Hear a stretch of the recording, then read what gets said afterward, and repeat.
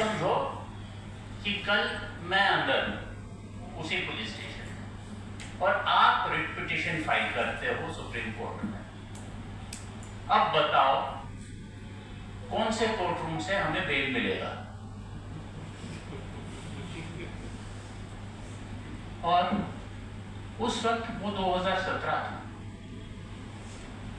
और तभी हमने सोचा था कि शायद कोर्ट नंबर 4 या 5 से शायद मिल जाए। आज अगर वही सवाल मैं वही जूनियर से पूछूं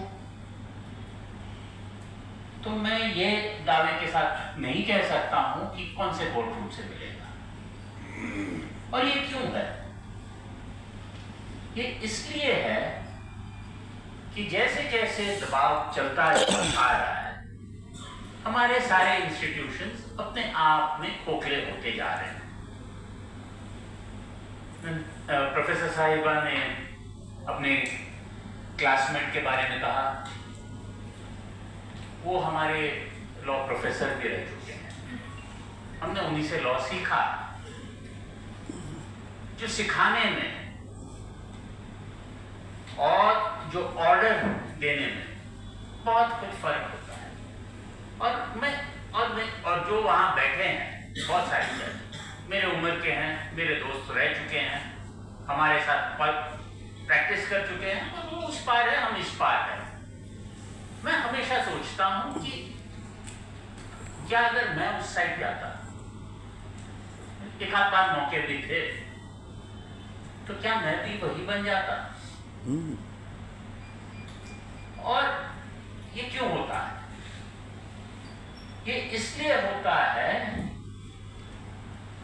क्योंकि जज अपने को स्टेट मशीनरी का एक हिस्सा मानते हैं और ये नहीं पूछते हैं कि उस मशीनरी का क्या हिस्सा है। मेरे ख्याल में जजों का काम होता है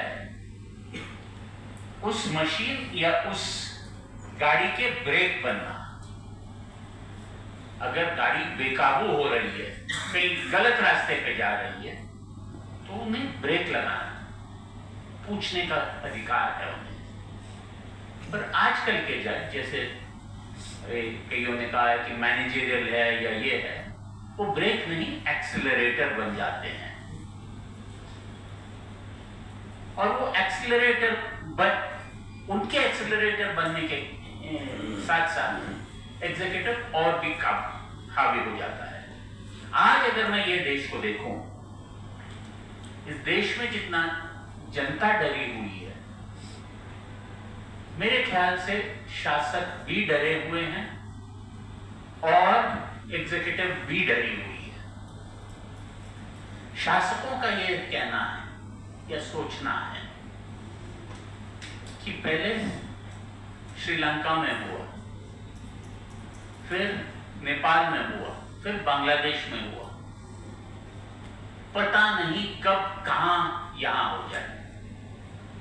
और उसी के कारण चलते हुए अगर कोई भी डिसेंट हो, कोई भी प्रोटेस्ट हो, तो एकदम से सारे सेक्शन निकालो, फेंक डालो, फिर बाद में देखते हैं आगे कोर्ट्स क्या करते हैं।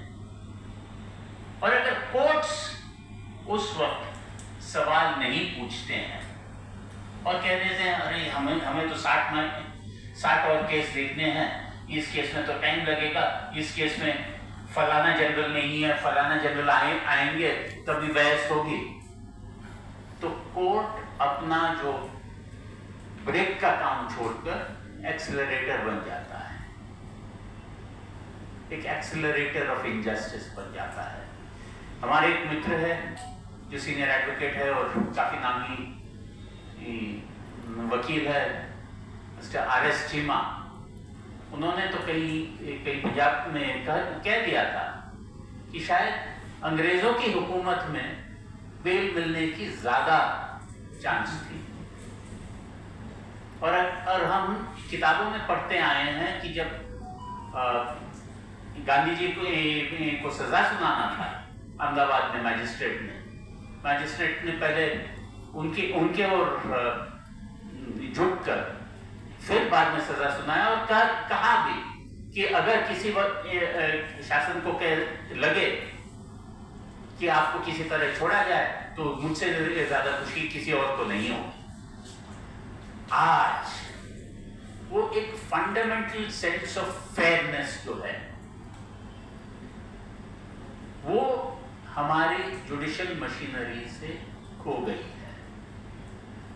आखिर सुरेंद्र गाटलिंग हो, उमर खालिद हो या कोई भी हो, कितने साल जेल रखो, चार्जेस फ्रेम नहीं होते हैं, ट्रायल चलेगा नहीं, और सबको पता है कि अगर आप वो चार्जशीट्स पढ़े और कोई नॉवेल पढ़े उसमें ज्यादा कुछ अंतर है नहीं, पर चलाया जाएगा, प्रोसेस चलाया जाएगा और फिर जैसे गौतम ने कहा वटाली रटाया जाएगा।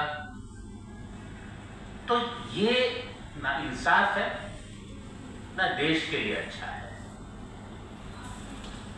और जैसे प्रोफेसर साहिबा ने कहा है कि हम सब तो जो कहना था कह रहे हैं, सड़कों पे जहां निकल रहे हैं, पर कुछ दिन आ जाएंगे, कुछ दिन और सही ये सह लेंगे, चंद रोज और मेरी जान, फकत चंद ही रोज और, फैज साहब ने कह दिया था, पर इसके बाद क्या?